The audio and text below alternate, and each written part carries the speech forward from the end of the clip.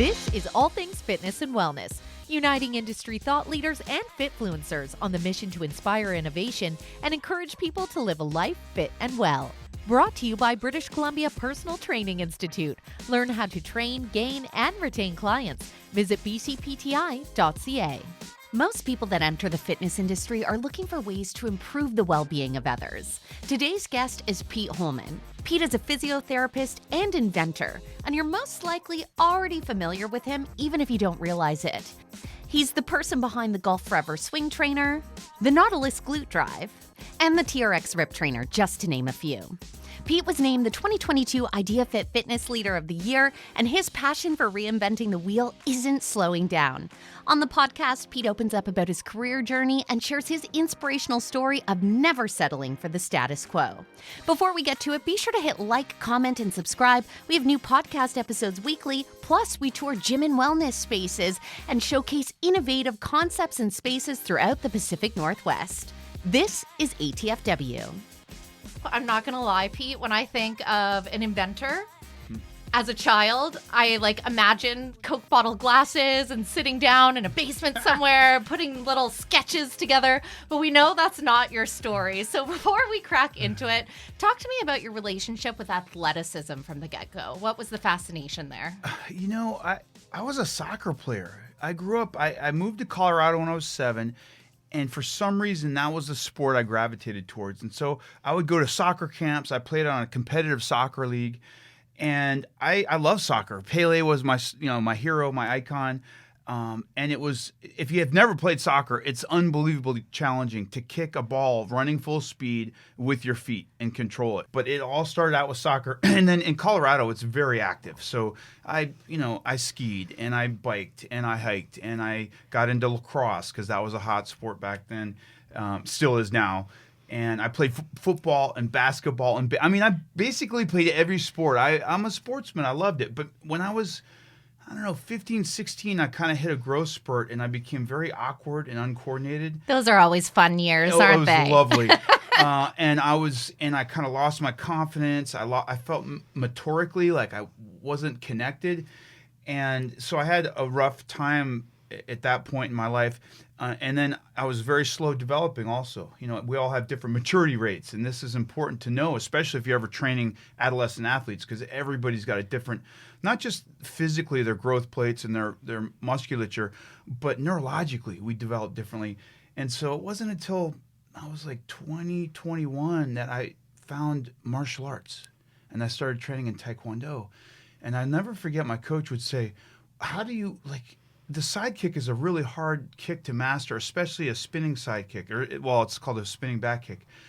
And he'd show me 2 or 3 times, and I'm not saying it was perfect, but I kind of could do it. And his jaw would be on the ground. He's like, how are you doing this, Holman? This is insane. And I said, well, I grew up playing soccer. You can't use your hands. All you can use is your feet. So the dexterity in my lower extremities was really on point. And I could attribute that all to soccer, my success in martial arts later in life. Why martial arts? Because at that point, it sounds like you've dabbled in everything. Yeah, well, to be honest, in middle school, I was picked on and bullied. And now people look at me and 6'2", 225 pounds, they're like, come on. But in middle school, I was bullied. And there was a time where, I'll never forget, these guys, it was after a practice. It was probably after soccer practice, and they locked me in a locker. And it was kind of fun. They were laughing. Fun for them. And then they left. And when I say left, the locker room cleared out. And then it was kind of serious. I'm 12, 13 years old, and at that point I'm trying desperately to become a man, right? Come on, you can do this, Holman. And so I'm locked in a locker. It's dead quiet. And now I'm scared, and I'm kind of whimpering in there, and this janitor comes by. And I'm like, it's humiliating, right? But I got to say something. So I'm like, excuse me, sir? And so this guy opens up the door, and he was so sweet. And he said, son, look me in the eyes. And I'm kind of, get tears rolling down my cheek, and I'm quivering. And he says, look me in the eyes. And I said, yes, sir. He says, this is a moment in time. This doesn't define you. And then he just left and kept like sweeping the floors. And I'll never forget that, because that moment of kindness, like, that resonated with me. It was a terrible time in my life, but it didn't define me. However, it did give me some serious fuel. Yeah, right? Later in life, when I figured out that martial arts, this is it. And of course, I grew up watching Sugar Ray Leonard and Muhammad Ali. Well, he was earlier, but and Bruce Lee was a film star. And so I was always fascinated with those fast, athletic martial arts. And then when I was presented with the opportunity to train at this health club I was working at in Taekwondo, the stars aligned, and I got after it. And I just immersed myself in martial arts. And, I made the U.S. National Taekwondo team 3 years later. 5 years later, I was the team captain, and it was just a great time to travel the world. I got to see Canada. I went to Malaysia. I went to Russia. I mean, it was awesome. I'm glad that you added that in there, because I was like, immersed, I'm pretty sure you excelled because you immersed. But I also appreciate so much that you share that story from childhood, because it is so fascinating to me how everyone that has a deep connect, whether it's in the gym or in an art form like martial arts or sport, and embraces that as adulthood, there's normally some type of fuel that lingers. And it's like such a great way to process things that happen to us and realize we're so much mentally stronger for it. Like, that's exactly what you did. Absolutely. I mean, the greatest challenge, Paul, in life, because my story is not dissimilar. I mean, people had horrendous stories and across the board, but it's how you respond, obviously, and that sounds cliche, but it really is. You got two choices. You either kind of use that as fire and fuel and utilize your resources and hunker down and dig in and excel, or it consumes you and you're in therapy and you're failing in relationships and you're failing at career trajectories and it defines you instead of you defining the moment. So it's really challenging, and I respect people on either side of that, because I've been through it and I can understand there's days where you wake up and you just don't, the biggest thing for me was the confidence. When you've had experiences that, for me, like demasculated me and made me feel vulnerable and alone and scared, those are haunting memories. I mean, that what you want to feel is self-assured, confident, strong, proud, capable. And that's when you can really achieve. So, sometimes there's a famous psychologist by the name of Amy Cuddy, and she says sometimes you got to fake it until you become it. Not just fake it till you make it, but literally till you become what you're thinking in your head. And so there's some mind games and some psychology behind self-actualization. And all the great people, you hear boxers that they'll talk, and they're so confident. You're like, what are they really thinking? I mean, honestly, you're fighting Mike Tyson tomorrow, yeah, and you really, I got this. I'm going to win. I'm going to take him out in 5 rounds. Like, And so, but as a fighter or as anybody, you do have to have some sense of, I can get this done. I'm competent. I'm capable. And why not me? 1,000%. And I think it's with you saying, there's other people that have had stories that are more difficult, etc. But that doesn't take away from the fact that was your experience and what that feels like. And anyone that's ever been through that can relate. It fucking sucks when you're in that position, right? And I really, really am happy that you included that you can use it as an excuse to fail or a reason to succeed, basically. Because someone said that to me in my teen years, and I took that with me. So I'm glad that you said it now, because there is so much power in that statement. And boy, did you ever run with it, because as we're going to dive in here, and we heard in the intro, you've had some really epic accomplishments. So I'm curious, obviously the martial arts thing's going, you're really interested into athletics. So then how do you start to transform this into a career path for yourself on many degrees? Yeah, so to be honest, I owe everything to my martial arts, because when I started training in martial arts, I really wanted to be the fastest, most agile, most accurate, most explosive athlete on the mat at any time. And so I started studying exercise physiology and biomechanics and kinesiology, trying to learn more about the human body and how to train properly in the gym. And that led me into personal training, so that I became a PT from that. And then because I competed all the time and probably overtrained, quite honestly, if you should do plyometrics, let's say once a week or maybe twice a week, I was doing it 4 times a week. Right. It was just ridiculous. But I was constantly injured, and so that really got me into sports medicine, physiotherapy, and understanding the body and how to recover from injury. And that led me to become get my master's of science degree in physical therapy. And so really that started my career. Then once in the industry, I get very frustrated with things. And so I see problems out there, especially with exercise equipment. And I'm like, gosh, there's got to be a better way. This is so annoying. And so I started innovating products, through that frustration. That kind of led me on a totally different trajectory. Now I'm a full-time, can you believe this, Chrissy? I'm a full-time product innovator and designer. I never in a million years would I thought I'd be designing fitness equipment and have equipment on 6 continents out of 7. Well, and you've changed the game for so many people out there, too. Like, there's people literally watching that are like, yes, it has changed my life because I have a great ass now, Well, it's, one thing you look at as you get further down the line in your career is most of us in this industry are trying to fundamentally help people with their health, their wellness, and their vitality, right? We want them to feel better, feel invigorated, feel empowered, have more energy, have better interpersonal relationships, have more confidence. And how do we do that? We typically do it through one-on-one. Like I did it through one-on-one training, one-on-one physical therapy, and it was great. It was wonderful. But at some point, you're like, man, I want more. Like I want to help more people. And how do I do that? Well, maybe I could create some equipment or write a book or write articles or do podcasts where you're spreading your wings a little bit.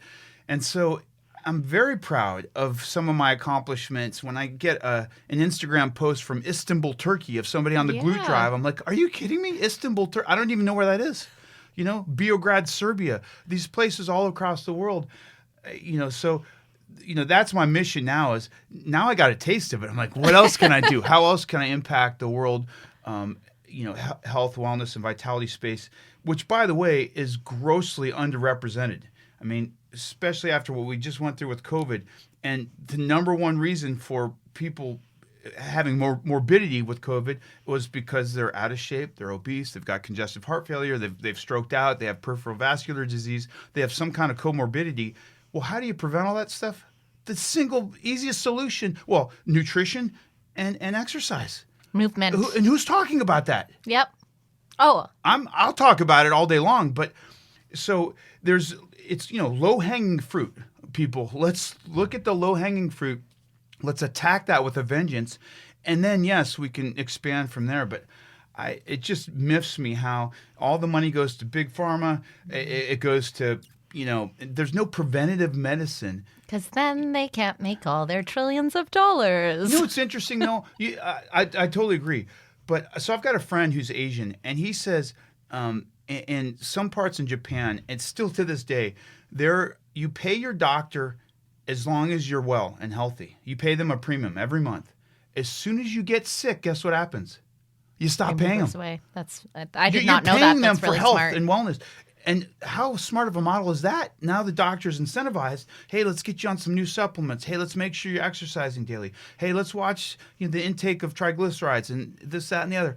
And the next thing you know, you're battling it from the front end, from the easiest part, not from the back end when it's sometimes, unfortunately, too late. People in their 60s that are grossly obese, it's a tough road to come back from. Well, and even when you think of, obviously, I grew up in Canada, and like our education system, when I came up through the ranks, things were starting to get cut, that my physical education was cut down throughout my schooling. Nutrition class, I think I remember seeing the old food wheel, and that's about the only education I ever got. And then they're like, good luck in adulthood. Oh, and we're going to heavily advertise all the processed foods to you, and we're going to give you a million distractions to just live a life in a chair. So it is a massive problem. I'm glad we're talking about it. And I think the thing I appreciate the most out of having done a lot of these interviews, obviously very successful people in the business, but I've interviewed people for over a decade of my life. And when you talk about that mission of we genuinely want people to live fit and well, like no one has been disingenuous in that, because every single person's journey, they're like, this has changed my life and made my life better. And it bleeds into every facet of your life when you believe in fitness, right? 1,000%. In fact, it drives me nuts. It's actually, not a curse, but some ways I want to pull my hair out when I see people living a specific way. And I'm thinking, gosh, you can change this. I saw a guy, I just flew in from Colorado to Vancouver. Trooper. Came here first. and I landed. I spent no time adjusting. Time. Here I am at the podcast. Yeah. I wouldn't want it any other way, by the way. So I'm waiting in the airport, and there's a guy, he needs a wheelchair. Fair enough. But then I start looking at this guy. I'm telling you, I don't think he was 63, 65 years old. Now, I spent a lot of time in Aspen, Colorado. Grant, people are very affluent in Aspen, and they have access to the best healthcare and the best diet and nutrition, but they exercise. They love activities. They're outdoors. They're hiking every day. You see a 65-year-old person in Aspen, they ain't in a wheelchair. They're like hiking up a mountain. Yes. That before breakfast. It's unbelievable. So it's just, again, it's the low-hanging fruit, and I don't think there's a better industry, for me at least, to be involved in, a more genuine industry that wants to help people. The challenge is a lot of us, there's a financial, people get injured, and they'll pay to have a surgery at $10,000, even out of pocket. It's like, okay, I guess I got to have surgery. As soon as they want to go to a personal trainer and sign up for a 12-pack of sessions, they're like, well, whoa. How much is it? And you're like, are you kidding me? How much? What? You put a price on your health, And I tell people this all the time.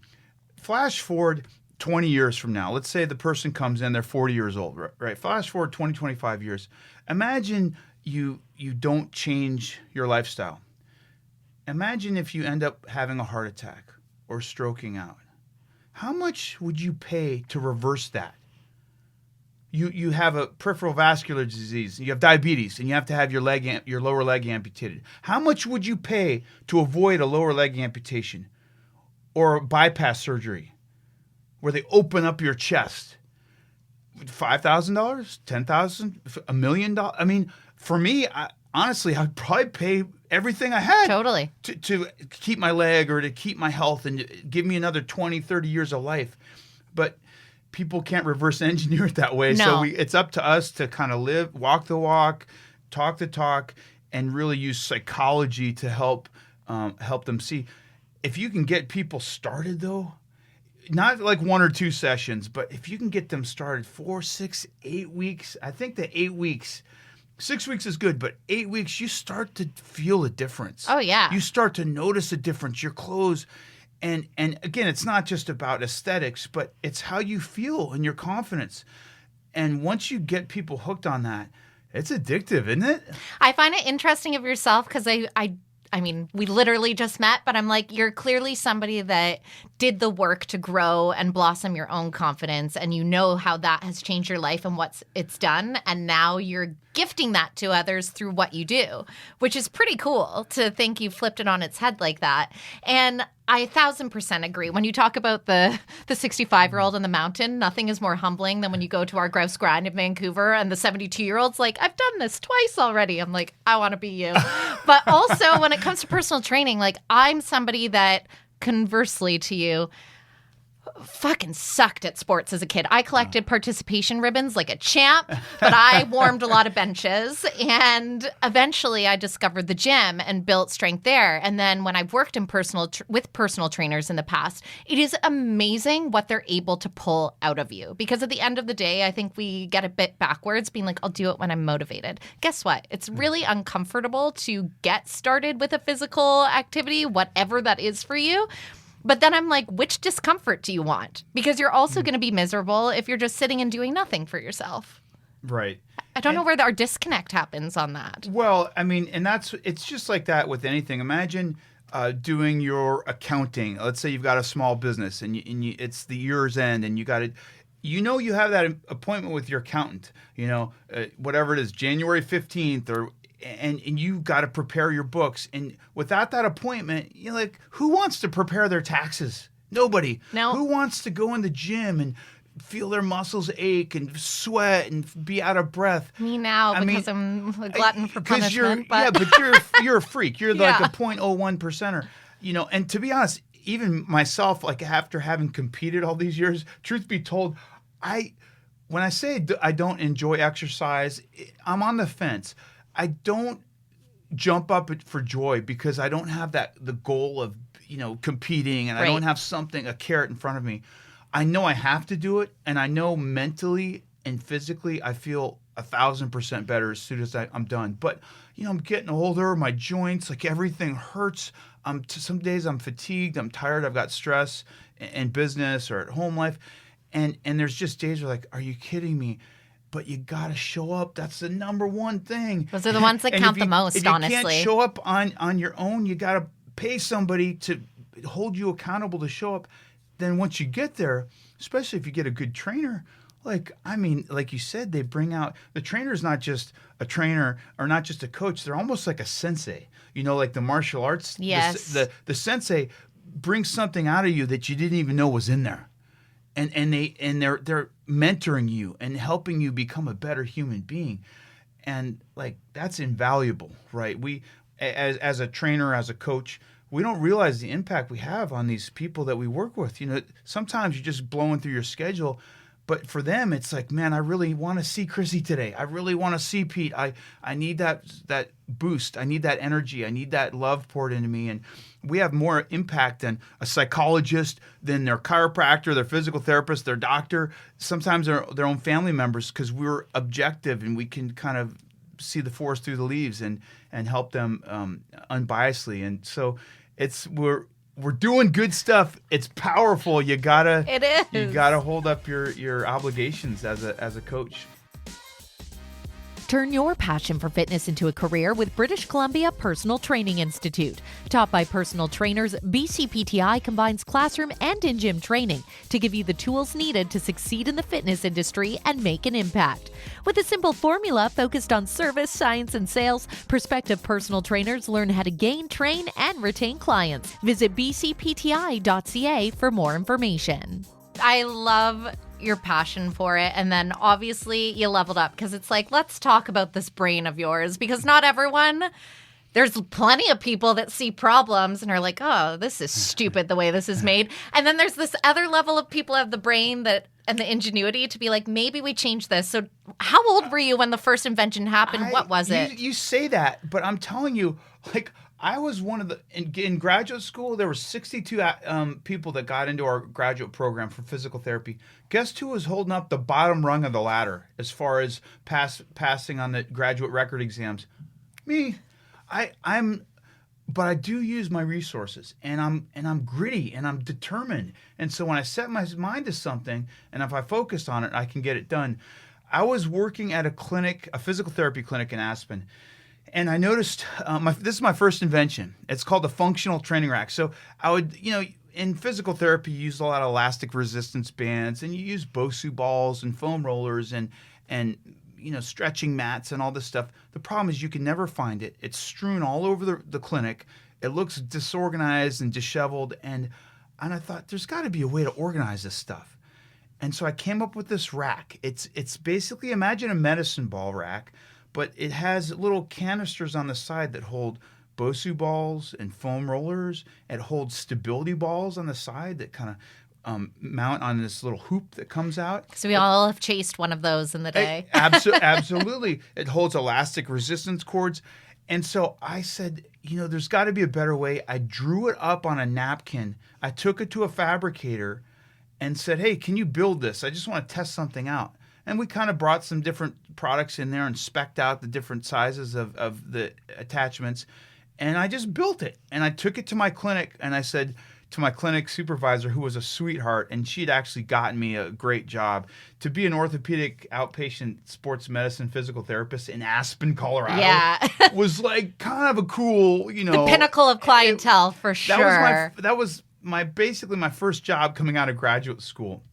And I had done an internship at this facility, and I said, I'm going to make myself indispensable. Granted, I worked 14-hour days. I mean, I just crushed it, but they hired me. And so anyhow, I gifted this to the clinic, and people could not stop talking about it. They're like, Pete, I can find everything. This is so smart. How did you come up with this? You should produce these. And, kind of a light bulb went off. I'd never heard that before. This was literally just a passion project for this one clinic. And then somebody that was a business person said, you should produce these. I was like, huh? And that's how it started. And so I said, all right, well, maybe I'll make 10 and see if I can sell them at a trade show. That was my first URSA trade show. If you've ever been to a trade show, there's one called URSA in North. My first visit will be this March. Oh, yeah. I will. We got to talk. I'll see you there. It's called the International Health and Racket Sport Association Trade Show. And back in the day, it was all for like racket sports, racquetball and squash and things like that. And over the years, it's morphed into all the latest and greatest fitness equipment. So if you're into fitness, I mean, it's I'm going to the candy store. It's like Disneyland. It is really quite cool, and they have competitions and prizes, and you can test out sometimes even prototype equipment, and people get feedback. And so I took, I don't know, 10 or 12 units to URSA. It was in the middle of a blinding snowstorm. I'll never forget. I rented a U-Haul. I pack up the U-Haul. There's a foot of snow on the U-Haul, like a truck. Yeah. And the next day, I'm like, are you kidding me? Drive to San Diego from Aspen, Colorado, which was, took me a couple days. Unloaded all my stuff, sold out. I mean, one guy bought 3 racks. He was a physio, and he had a clinic, and he said, I'm buying all 3.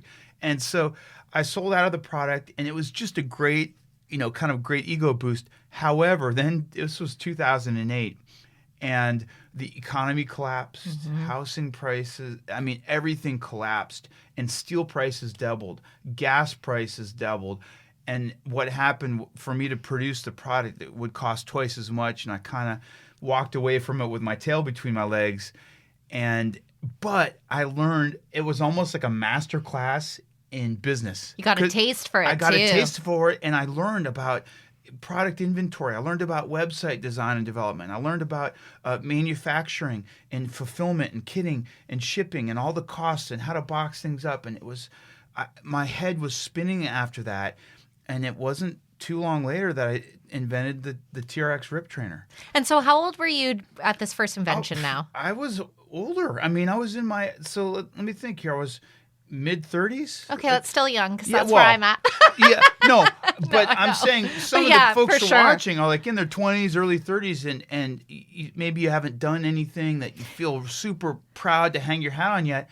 It's like, give yourself time, folks. Yes, like, that's why I ask it, on. and I appreciate you sharing because I'm like, oftentimes it's exactly that. You turn a certain age and you're like, well, I'm done now. And then there's all these incredible stories of people even in their 70s bringing things to life. And you're like, fuck, it doesn't end unless you decide it has, basically. It's actually kind of annoying, to be honest, because youngsters now, and I call them youngsters now because I'm in my 50s. Sure, they love that. But, you're 20, you're 25, you're 28, you're 32. And they're like, I haven't made my $1 million a year. I'm not a star on YouTube. I'm not this, I'm not that. They're jaded. I mean, seriously jaded. It took me an entire career to build up to now where I've got some level of, good financial income and recognition. But now if you're not 16 years old and a TikTok star, you're doing nothing. And so the model is somewhat broken with that. And there are 16-year-old gamers that are making 7 figures. There are 20-year-old, fitness pros that have digital online, courses that are crushing it. But those are Halley's Comets. That's not the average. Most people, you still have to grind and grit and gut it out. Consistency. And learn and build your confidence and grow your skill set and mature. And when the time is right, the right opportunity will come your way, and then it's up to you to seize that. And in your case, it was light bulb moment. So how does this second invention come to life? It was just one of these divine interventions. I'm training this guy who's an X Games athlete. He's he's a snowmobile racer, right?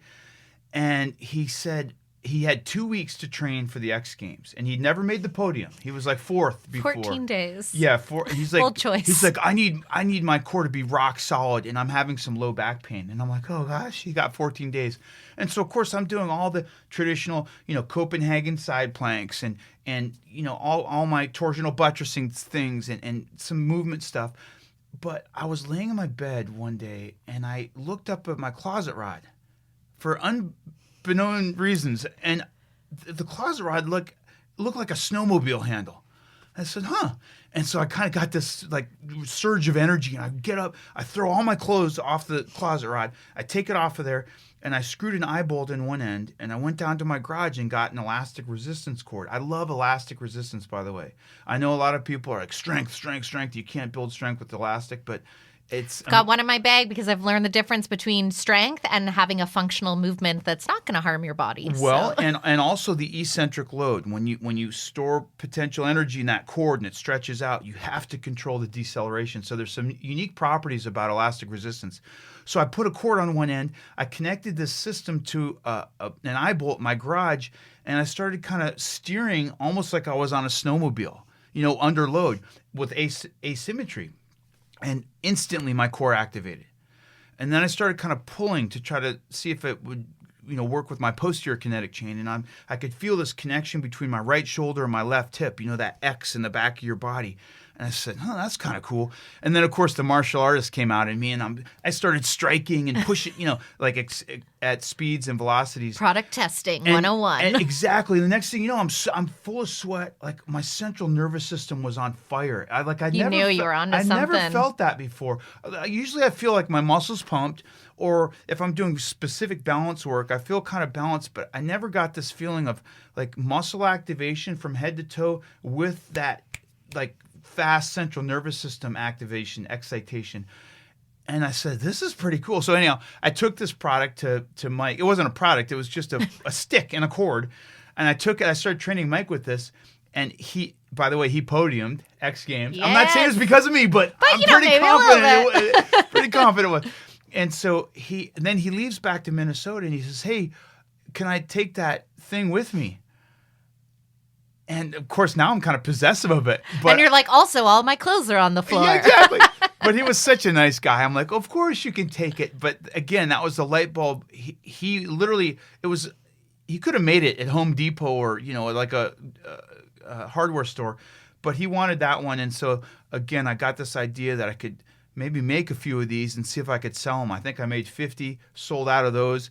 And then I started thinking like bigger and bigger, and ended up starting a company called Ripcore FX. And I had good buddies, Jeff Hewling, who's an industry innovator as well, and Bill Fabricini, who was the best physical therapist in Aspen. And we kind of had this unique team, and we were doing things. I mean, we were not messing around. We were hosting clinics and seminars, and we'd have these, we called it Rip in the Park. This is why you can bootstrap and you can do things that look big and impressive with very little money. So we would have a local DJ come down, and we'd have these things connected to trees and park benches, and we'd have 30 or 40 trainers come and say, come test our new product. We would film everything. We'd have granola companies and yogurt companies that were trying to start their product lines, and masseuses that were trying to get more clients, and they would all provide free stuff for us. So it was like a rip in the park. And then we filmed it, and we captured all that content. And so when we would show that to other people, they're like, who are you guys? What are you doing? And you make it look real big with the camera angles. You're like, you haven't heard of us yet? Yeah, exactly. The signage. And the next thing you know, TRX was like, wait, who are you guys? What are you doing? We find ourselves in San Francisco talking to TRX. The next thing you know, they said, hey, do you want to come join our company, and you can be the face of Rip Training, and we can launch this as our latest fitness TRX Fitness Anywhere product. And so that's what I did. It was for 3 years. I mean, it was crazy. What was your mindset? Because that's a really big fucking leap that you made for yourself. I was so scared, Christy. I was so... Yes. We were sitting in the TRX headquarters. You say this. And it was like Randy Hetrick, ex-Navy SEAL, the CFO, Chief Financial Officer, who's just a numbers guy. That's all he cares about. The head of commercial sales, the head of education. I mean, and just little old me, I'm a physical therapist from Aspen, and I'm basically a one-on-one guy. I haven't really launched any serious business. And they're talking highfalutin P&L, profit and loss statements and marketing strategies. And I'm just like acting like I'm right in the pocket. And I am so out of my element. But one thing I did know is once they got me down, they said, hey, will you teach a class for our coaches and instructors? And once I got in that class, it was like I morphed. And then I was the drill, I became who I was meant to be and coach people up and got them excited. And as soon as people got done with that class, I mean, they were looking around like, this is awesome. And that was it. That started a 3-year, I toured the world. I went all over the place instructing and educating coaches and athletes and trainers, and went on national TV shows. I mean, I was thrown to the wolves, but I loved it. It was one of the best times of my life. Oh, that's such a cool, well, and to think too of that humble beginning and like the work that goes into that, because as you're saying, yes, we wanted to look bigger than we were out of the gate. To make all that happen, and at the time, you're not necessarily getting all the rewards at that point. It is a lot of effort to put yourself out. And then also to kind of push past the fear of the parts where you're like, I don't really know, but I'm going to figure it out. Like, you need to speak to the fact that it's easy to say now you're on the other side of it, but I just really liked that even when you were like, I walked in that room and I was scared, because it's important people hear it's not like people have some special thing that they're born with and they do it. You have to move through that. Yeah, and that's an astute observation, because the amount of work that goes in. People now call me, and occasionally I do consulting, and I talk to people about new products. That everybody's got a product, right? I created this thing, and you start looking at what they bring you, and you kind of go, okay, this is, and you have this, come to Jesus meeting, like, hey, cool idea. Even sometimes if it's not, I'm not the. I don't know everything. Yep. So I don't squash anybody's dreams, but I say, hey, this is the kind of the checklist that you need to go through. And I mean, I hit them with this email that is, and I preface it. I'm just like, listen, I'm not trying, I don't want to be a Debbie Downer. This is going to be soul crushing. This is going to be hard to hear. But if you can get through this list of objections and qualifications and still be interested in doing this project, then email me back, and I'm happy to talk to you about it. And it's just like bing, bang, boom, because it is so hard. Are you in a position to even do something special like that? Maybe you just had a child, your first child that's not even sleeping, and you're getting no sleep, and you've got increased financial obligations, and maybe that's not the best time to launch a new business or to innovate a product. And it just goes a laundry list. Because you're going to spend 14-hour days. And unless you're passionate about what you're doing, people say that all the time. I'm not saying lightly 14. I'm saying 14 hours. Yeah. From the second you get up to the second you go to bed, and your girlfriend or your wife or your husband or your boyfriend's pissed at you. Like, you haven't spent it. Your kids are pissed at you. Your parents haven't seen you in 3 weeks because you're just running.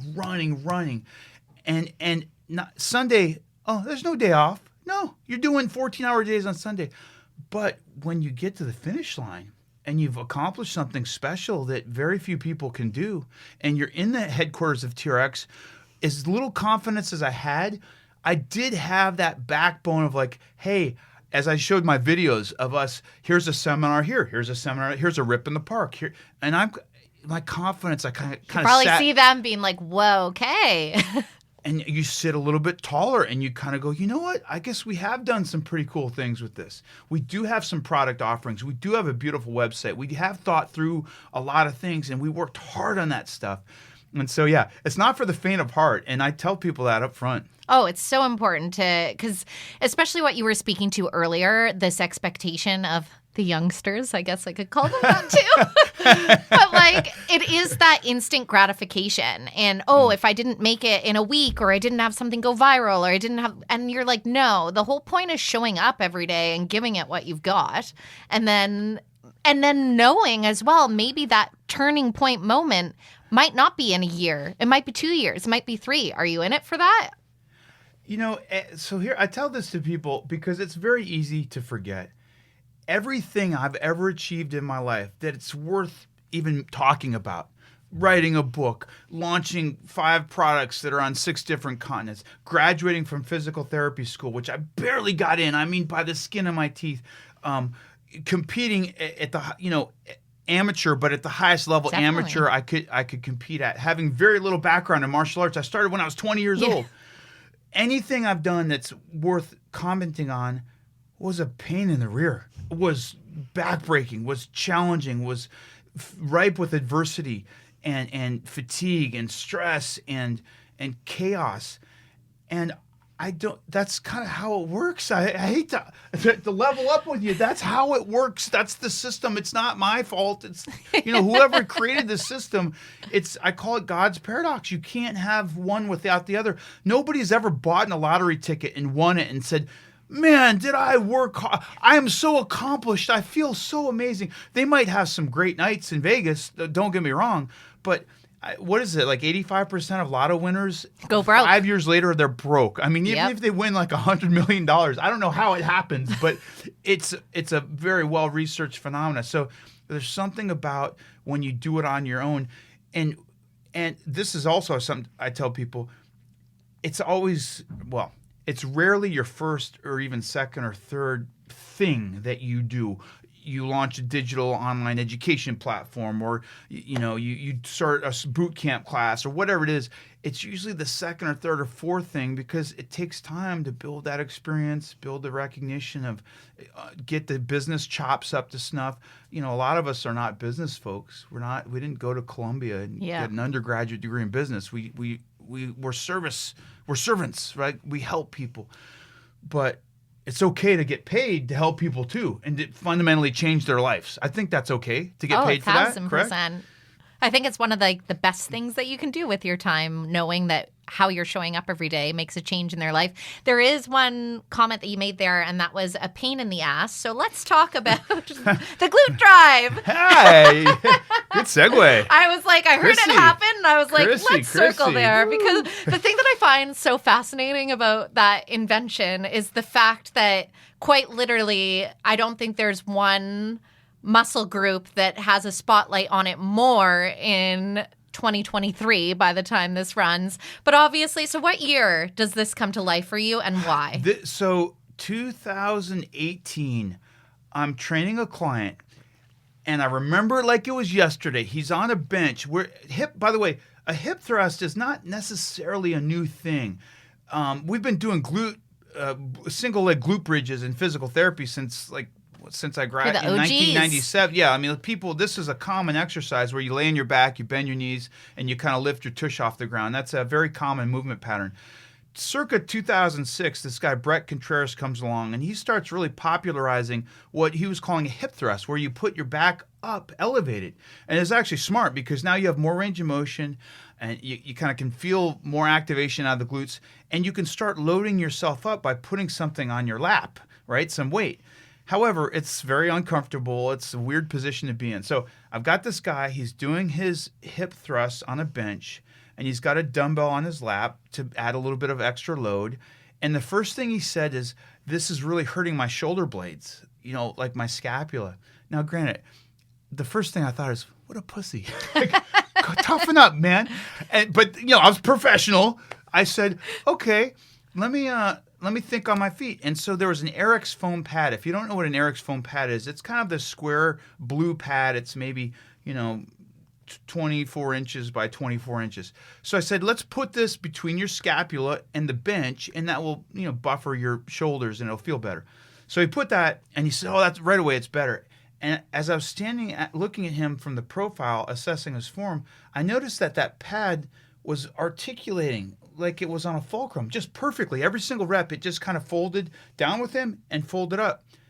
And right then I thought, why isn't there a bench? Another light bulb. That articulates, and you could load weights up. And that was the impetus for the glute drive. Again, I went to Ursa that year, and I said, somebody has to have done this, because it seems like it's too simple of an idea. I mean, again, all I did is took a bench that articulates along with your back as you're doing a hip thrust. So I walked the trade show floor from left to right, and there was nothing out there. And so I started to get excited, and I started to research patents, and I talked to a patent attorney, and I talked to my fabricator, and we built the first ever plate-loaded hip thrust machine. I called it the Glute Drive, and I built at this point, I was starting to get better at my video production, because at some point, if you have something special, you got to share it. Right. So maybe you have a business plan, but you kind of have to bring it to life. And to bring it to life, you need a video, right? So I had this really slick video, and I had a running back from Notre Dame, not professional, but high-end collegiate running back who was on there. I had kind of a pretty gal on there, and it was a great, well-done video. And I started asking around, like, who should I present this to? And the name came up, Nautilus Strength. And I was like, Nautilus? Like, that's one of the, maybe not Techno Gym at this point, but still pretty big name. And, Arthur Jones back in the day kind of started selectorized weight training and started, free weight training. So I presented it to Nautilus, flew out to California, had to ship the prototype out there. This is all on my own dime and my time and everything. And showed them the concept, and they loved it. Now, they were skeptical. They said, so I asked the head of innovation, I said, Jeff, the guy name was Jeff Diltz, super great guy, and he saw some promise in this product. And he said, yeah, it's a new piece of commercial strength, so it's going to start slow. And I said, well, what do you mean slow? Like, how slow? How many units do you think will sell the first year? Because in my mind, this is like Moby Dick. I mean, I've got the whale, the big one. And he said, well, we might sell a couple hundred units. And I was so deflated. I was like, of course, I'm doing the royalty calculation in my head, because I'm getting a royalty on each sell. I'm like, do. And I said, 200 units. This is like, why am I even doing this? But I just felt like, not to be cocky, but I felt like I knew something that they didn't. I just knew glutes were hot. You believed in it. I believed in it. And it's not just glutes are hot for aesthetic purposes, with the whole Instagram starlets and all that. Glutes are the powerhouse of your core. I mean, if you want to sit to stand and ambulate, you got to train your glutes. If you want to run faster, say it louder for the ones in the back, because I feel like no one talks about the fact we should be training our glutes. Like, it's all aesthetics in the mindset right now. And even for you hardcore folks out there that are into deadlifts and Olympic lifts and squats, you want a better squat, deadlift, Olympic lift? You don't think activating your glutes is going to help facilitate that? So I knew something that they didn't, and sure enough, we sold 2,000 units the first year. And Jeff Diltz said that's the fastest launch of any product we've ever had in the history of Nautilus. If that doesn't give you a little confidence, I don't know what does. So after, because that was your second invention then at that point, technically. The first third, one's kind of failed, but the second one. So at this point now, do you know you're like, okay, I'm an inventor? Are you seeking different ideas, or did everything else thereafter just come to you in these light bulb moments? Well, I'm like, what's going on here? Here's what a lot of people think about me is they think that you sign a deal with Nautilus and they show up with a silver briefcase and $1 million in it. Right. It doesn't work like that. Trust me. It's like a book deal. Like, you have to sell hundreds and thousands of them to make any money. Now, granted, you are making money in your sleep, which is beautiful. It's, alternative revenue streams. If you take one thing away from this conversation today, at some point in your life, you've got to get out of exchanging time for money, and you need some kind of alternative revenue stream. So each product kind of gets me. I didn't crush it, but it gets me just another step, another notch up to where now, for the first time in my life, Chrissy, give me some love on this one. For this October, I kind of officially retired from one-on-one training and physio. Oh, congratulations. And I'm doing full-time product development because I've got another product in the works. Of course. You're going to have me back. You got to have me back to Canada for this one. But so it takes time. But yeah, you start to go, you know what? I've got a model and a process. And this is very important because for me, everything's about process. When I trained to become a black belt, I had no idea that I would be a U.S. national Taekwondo champion. I just wanted to become a black belt. That, for some reason, that was extremely important to me. And somebody told me once that it's something like 1% of people that ever start Taekwondo actually get their black belt. And I was like, oh, yeah, okay. Challenge accepted. Yeah, let's go, baby. So, but it's about the process and immersing yourself in the process. And 9 times out of 10, if you can do that and stay focused and dedicate some time, things seem to kind of work out. And even if they don't work out in your mind, you've learned something valuable and retained something valuable from that process. So now I kind of knew I've got a certain process of how I do things. and now it's paying dividends, and it's coming to fruition. So can we have a hint on what you're working on? Oh, you want a little teaser? I'll tell you this. It involves the glutes. Yes. I'm not letting this train come to a stop. Yeah, I don't think anyone wants their booty train to come to a stop. So this is good news for everyone. It involves the glutes. And this one is going to be, I'm going to start with a consumer model, because what happens is I've realized commercial gyms, as awesome as they are, it's tough sale to get into a commercial gym. They only have a certain amount of floor space, first of all. They don't always accept new equipment that hasn't been proven, and their sales cycle, like you talk to somebody and it could be 6 months. They have to, get the budget passed by the executive management team, and then 6-9 months later you get a sale on one product. It's just like it's a slugfest.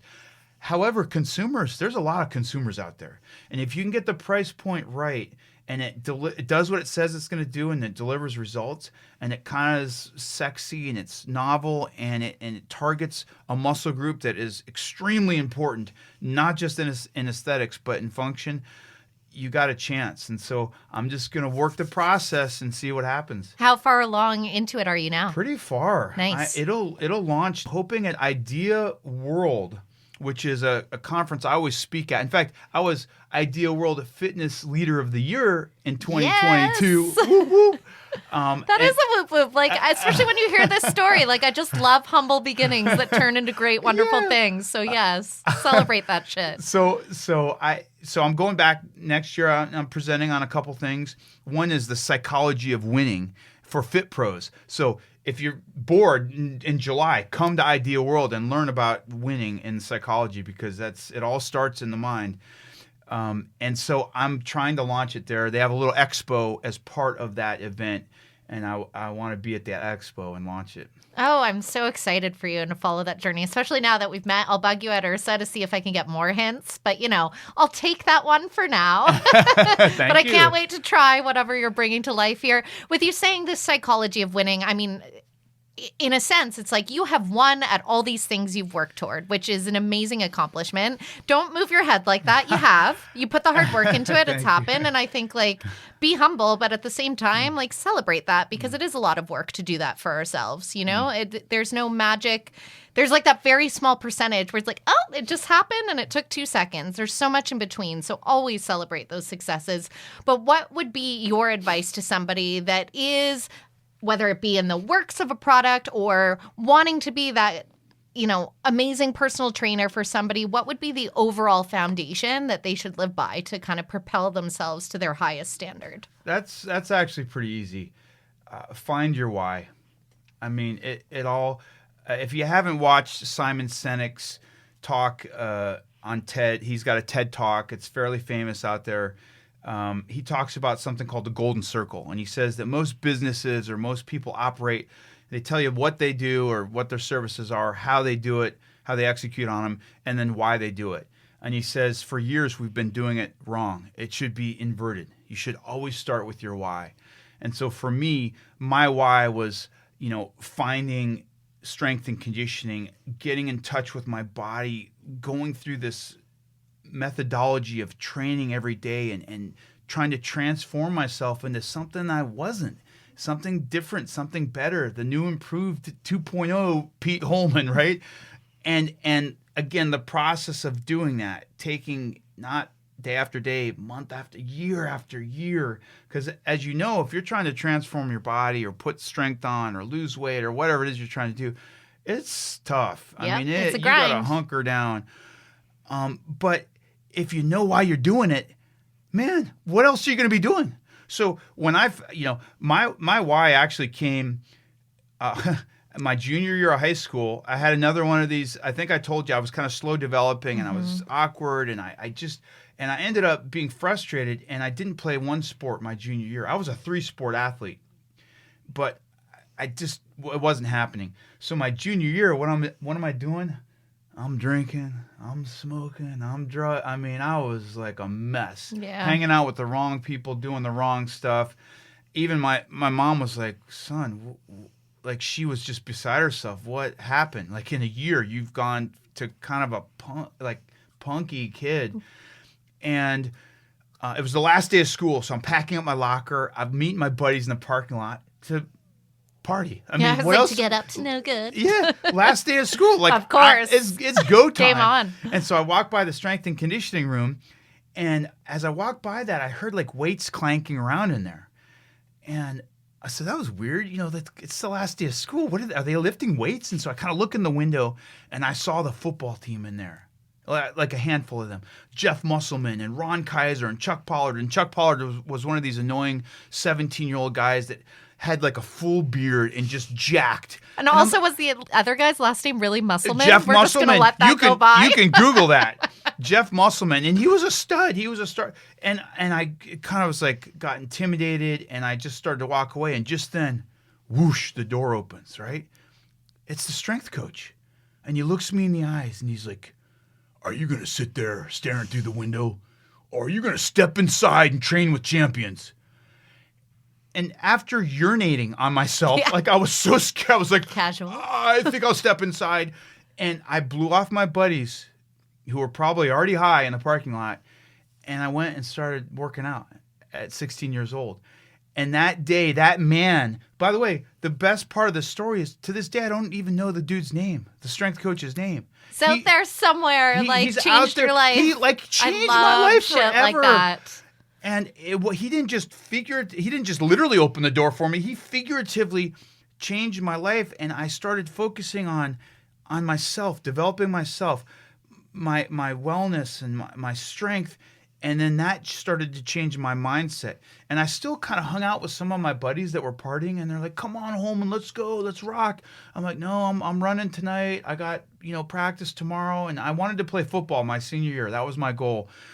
And I did. And so find your why. If you're in touch with your why, you can kind of do anything. You really can.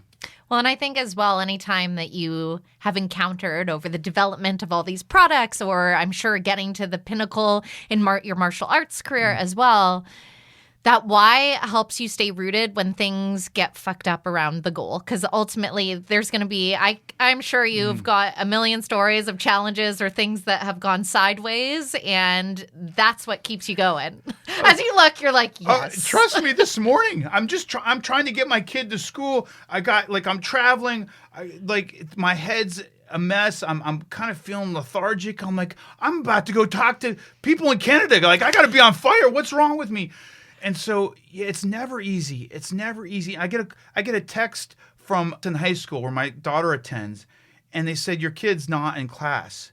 I'm like literally at the airport, and I'm about to lose my shizzle because in my mind, like, I leave, and now I got full custody of my kid. I leave, my kids now thinks, oh, dad's gone, I can do whatever I want. And so I'm like, no, you cannot. I'm on fire. But like, this is all going through my mind when I should be focused on my podcast with Chrissy. So it's never going to be smooth. It's never going to be easy. And welcome to life. I mean, once you embrace that and embrace the grind and the suck and the schmuck, it's going to happen. And by the way, I was on social media this morning, and I'm not real familiar with this guy, Twitch, but there's a famous DJ, Twitch, who was on the Ellen DeGeneres show for years.